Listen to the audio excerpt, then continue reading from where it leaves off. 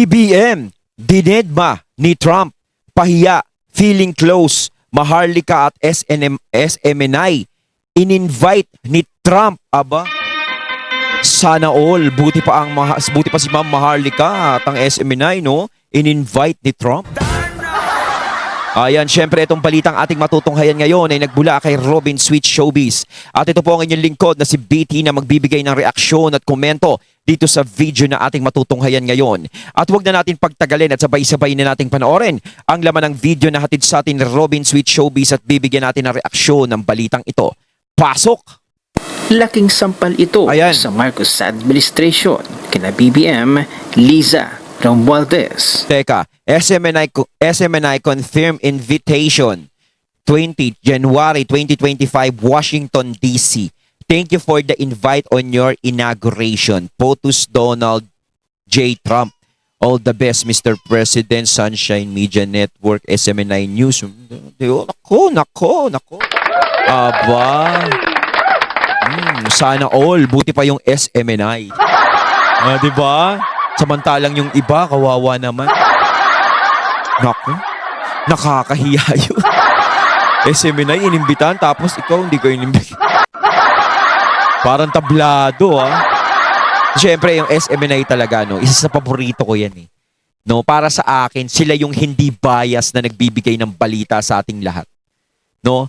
Sa mga mainstream media kasi noon talagang nawala na ako ng simpatya sa kanila. Pero sa SMNI talaga, napakalaking saludo ko dyan. Saludo ko dyan sa SMNI. Dahil talagang sila yung nagbibigay talaga ng matitinong balita sa ating lahat. No? Wala silang kinikilingan. Ayan ang walang pinoprotektahan. Diba? Serbisyong totoo lamang, SMNI. Akala nyo kung ano yung babanggitin ko, no? Na naimbitahan ang SMNI ni US President Donald Trump. Mukhang na-appreciate ni Donald Trump ang pagbabalita ng SMNI. Yes. Kamusta naman ang ibang mga mainstream media? Ano kayo ngayon, GMA? Ano ngayon? Yung mga malalaking mainstream media dyan. Hindi kayo napuri. Hindi kayo naimbitahan.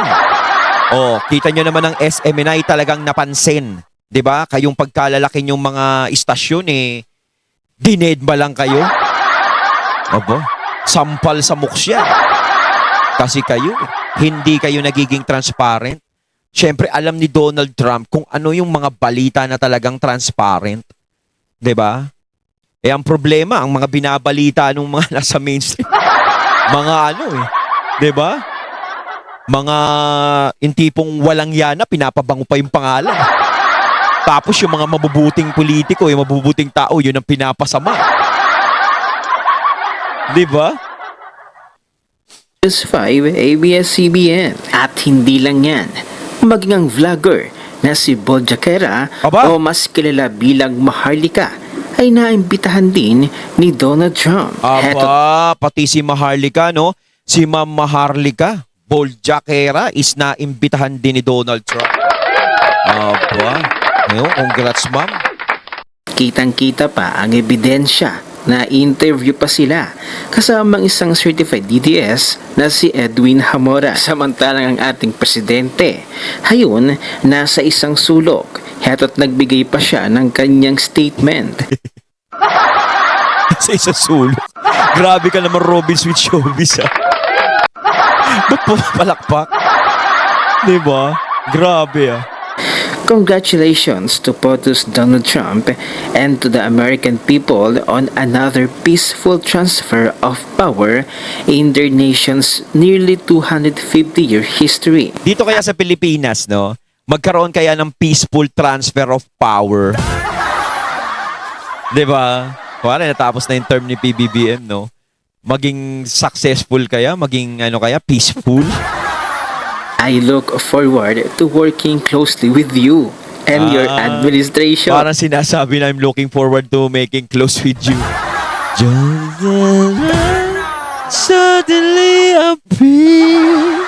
Parang gano'n, close to you. Parang nakikipag-close, parang gano'n. Kasi alam naman natin kung sino yung close ni Donald Trump talaga, ni President Donald Trump. Is FPRRD talaga, yung mga Duterte talaga. At alam naman natin kung gaano hinahangaan ni President Donald Trump si Tatay Digong. Di ba pinupuri niya nga yun? Oh. Ngay nako. Para sinasabi, kailan mo ba ako mapupuri? Bakit puro na lang Duterte ang nasa isip mo? The strong and lasting Philippine-US alliance would continue to uphold our shared vision of prosperity and security in the region. Wow naman, BBM! Wow. Ang kapalang mukha. Ano daw? Looking forward para maging working closely? Kinalaban mo nga ang China. Siniraan mo. Ang China o ang presidente ng China na si Xi Jinping ay kaibigan ni Donald Trump. Ay, nako. Ayun pa nga ang problema, di ba? Kinakalaban yung China. Ngayon, magkaibigan si Donald Trump tsaka yung China. Paano ngayon yan? Kung sakaling magtitigas-tigasan na naman tayo dito, ano na naman mangyayari sa atin? Di ba? Pwede naman natin kasi ipaglaban ang karapatan natin. Gaya ng ginawa ni Tatay Digong. Pinaglaban yung karapatan natin na dito sa bansa natin, kung ano yung pag-aari natin, pinaglaban yung karapatan sa maayos na paraan. Hindi na kailangan makipaggerahan, hindi na kailangan makipagbakbakan o may masaktan pa. Di ba? Hindi yung para ipakita nating napakatigas natin. Kasi alam nyo, nagpapakita lang tayo nun na matigas tayo kasi maraming bansa ang umaalyansa sa atin. Di ba? Paano ngayon to? Yung US, alam naman natin, US, China, ayan, nagpatawag sila sa isa't isa. Paano ngayon yan? Pwede naman nating ipaglaban ang karapatan natin kung gagamitin natin yung utak natin, gaya ng ginawa ni Tatay Digong nun, na walang mapeperwisyo. Kasi kapag tayo nagpatuloy tayo, alam naman natin, hindi pa tayo ganun kalakas. Yung mga armas natin, hindi ganun kalalakas katulad sa kanila. Binipisyo nga ng mga sundalo natin, binabawasan pa, armas pa kaya madagdagan. Diba? So, paano tayo lalaban? Aasa tayo sa mga alyansa nating bansa. Paano ngayon to? Yung kaalyansa natin at inaasahan natin, friends sila ng China. Hindi katulad ni Tatay Digong noon, nag-uusap-usap lang. 'Di ba? Walang nangyaya, nakakapangisda yung mga mangingisda natin nung panahon ni Tatay Digong. 'Di ba? Pinapayagan ng China. Walang problema, hindi nang gugulo masyado kung meron man mga bullying na ginagawa ang China na dadaan sa usapan. Pero hindi naman binigay yung West Philippines sa China hanggang sa matapos yung termino ng Tatay Digong. O baka sabihin na naman maka-China ako. Naimbitahan BBM Tapos sasabihin mo, looking forward at makatrabaho at makaklose mo si Donald Trump? Feeling, samantala hindi ba katakatakot bakit itong si BBM na ang naging spokesperson ng BICAM? BBM as si BICAM spokesperson. Last month, after the BICAM, pinagtanggol ni BBM ang Zero PhilHealth subsidy na ginawa ng Congress kahit na ito ay kasama sa proposed NEP na kanyang pinirmahan. He was the first one to defend why PhilHealth was defunded. Ngayon naman, the signed BICAM report was exposed with blank items na dapat ipaliwanag ng Congress dahil sila ang may gawa at ugat ng problema. BBM na naman ang unang nagtanggol.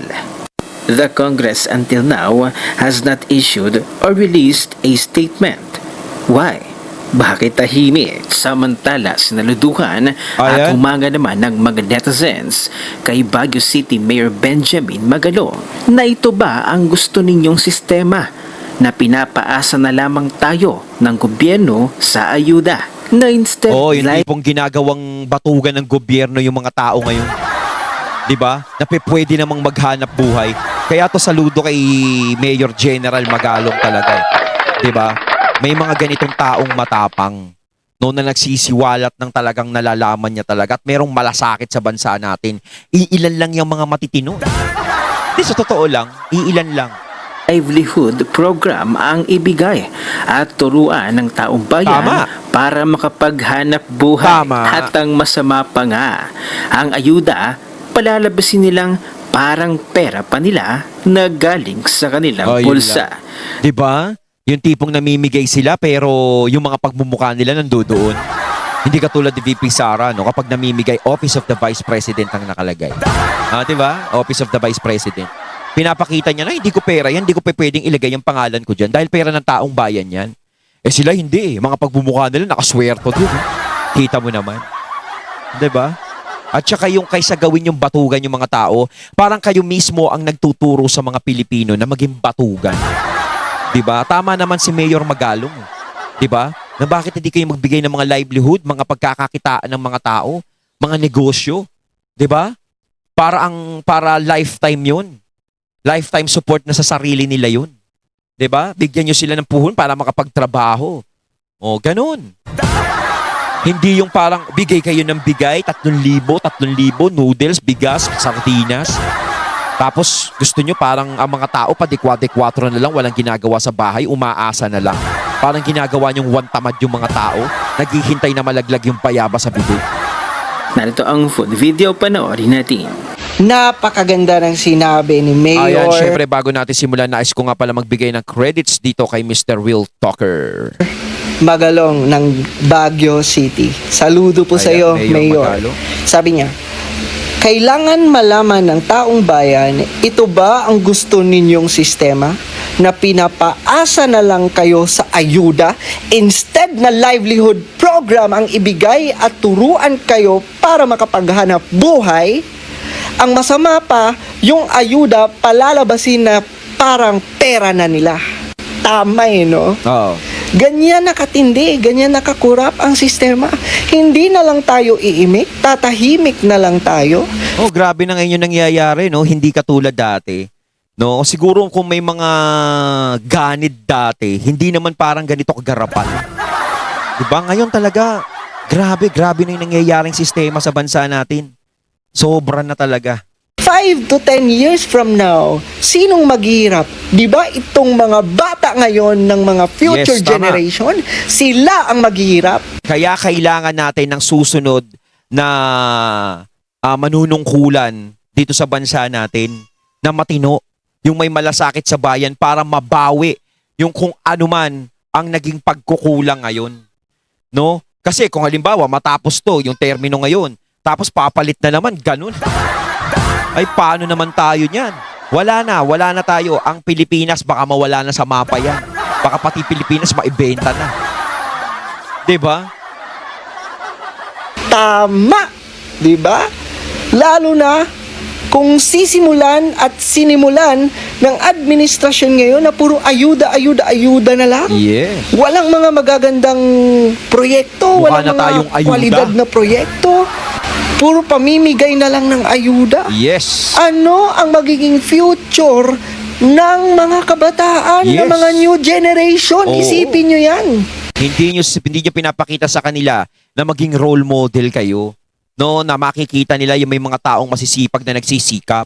Eh ang nakikita ng mga kabataan ngayon yung mga tatamad-tamad. 'Di ba? Na tipo, uy, yung nanay ko tsaka tatay ko, kita nyo tumatanggap ng ayuda. Oh. Siguro paglaki ko, kahit di na ako magtrabaho, higa lang ako sa bahay, may tatanggapin akong ayuda. Parang ganun, no? Ganun yung sinasampal nyo sa kanila ngayon. Yung turuan sila maging batugan.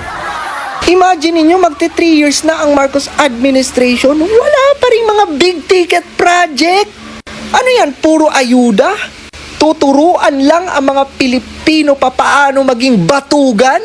Para sa akin, hindi ayuda yan, suhol. Eh. Pustahan tayo kapag matatapos na eleksyon, tapos na yung ayuda na yan. Pero hindi, magkakaroon ng 2028 election pa eh. Baka magtuloy-tuloy yung ayuda na yan. O yung mga tamad dyan, no? Mahaba yung ayudahan na yan. Oh, ano to? Oh, 'di ba, mga lods? Imaginein mo, 'di ba? 'Di ba?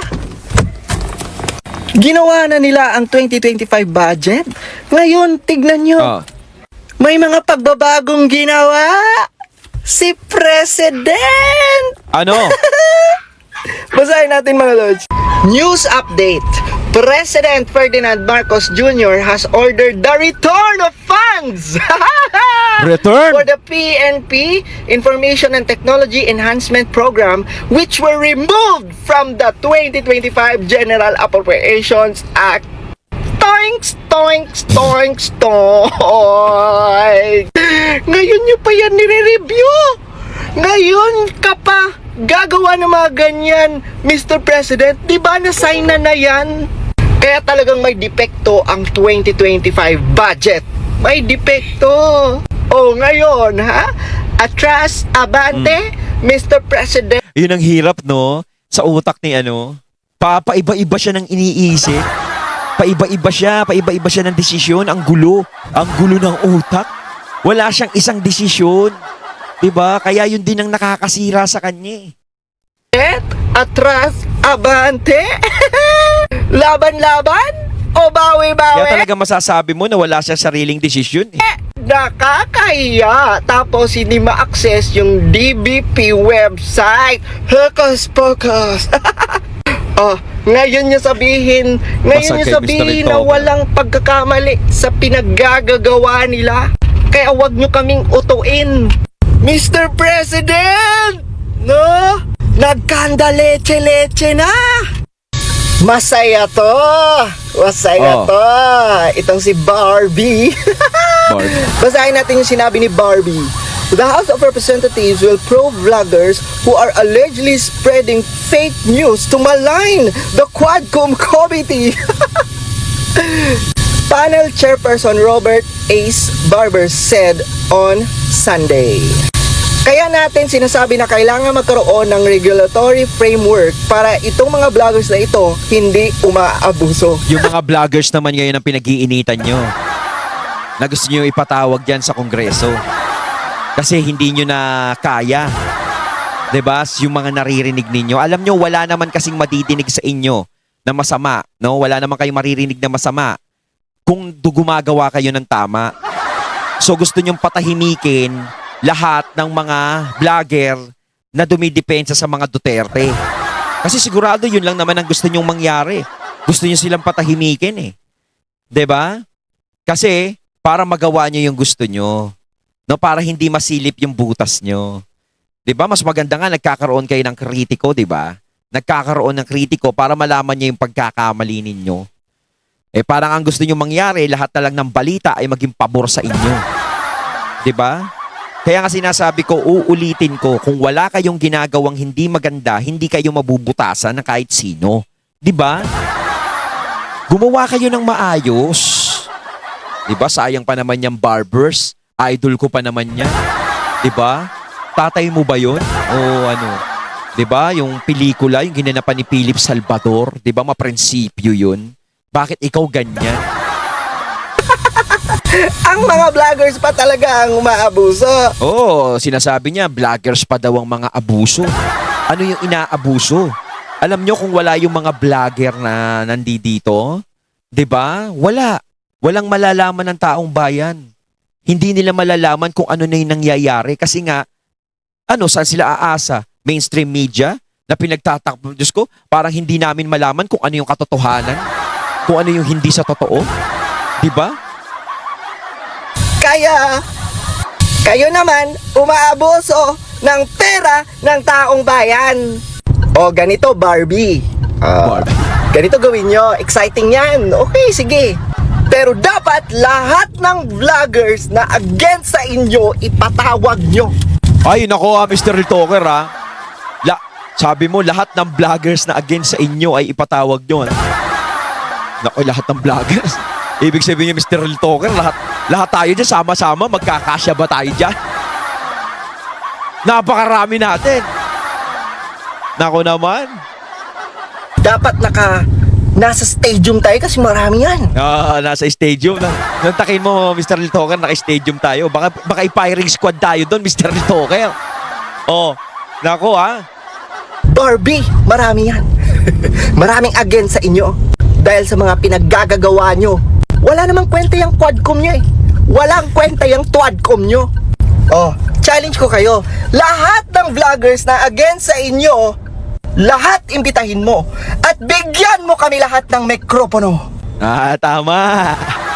Tama. Kung gustong imbitahan lahat ni barbers, ang mga vloggers na kontra sa kanila, syempre mga Duterte yun eh. Lahat bibigyan ng microphone. Tama naman sinasabi ni Mr. Real Talker. Lahat ng mga vlogger yan na talagang kumakalaban sa ginagawang pagkakamali ngayon sa bansa natin. No, dapat bigyan nila at pagkakataong magsalita. 'Di ba? Yun ang gusto nila eh. Tsaka hindi lang kokonti yan. Kaya nga sinasabi ni Mr. Real Talker, bakit magganapin nyo sa isang stadium? Tignan natin. Akala nyo hawak nyo ang batas? Akala nyo kayo ang batas? Nek-nek mo, barber! Ganun talaga BBM kapag hindi ka importante at kapag inaway mo ang mga kaibigan ni Donald Trump, hindi ka talaga Yun lang. iimbitahan. Mabuti pa ang SMNI, sina Maharlika at ibang mga DDS, inimbitahan. Ikaw Oo. na presidente, Nako. wala. Butata. Ayun, at ating natunghayan ng video na nagbula kay Robin Sweet Showbiz. At ito po ang inyong lingkod na si BT. Anong masasabi nyo tungkol dito mga katunay? Comment lang po kayo sa comment box mga katunay. So once again, I'm BT and I'm out. Peace.